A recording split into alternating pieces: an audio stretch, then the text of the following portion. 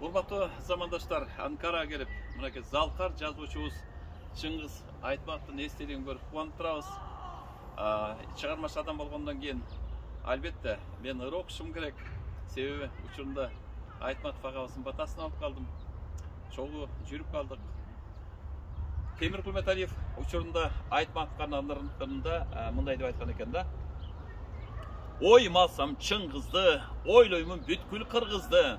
Олтурсам Чыңгыз жанына, өзүмдү сезем сыймыктуу. Акындар ашкан акын бул, алмаз учкан закын бул. 10 000 жыл турса дат баспас, укмуша жок алтын бул.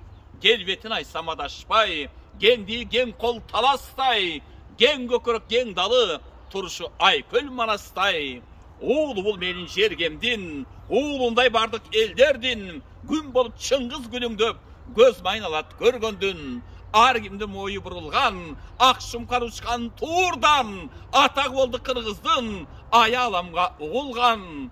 Керемет уулду билөңдү, от болсура өчпөгөн, сактайлы чеки сөздөрдөн, сактайлы чекир көздөрдөн.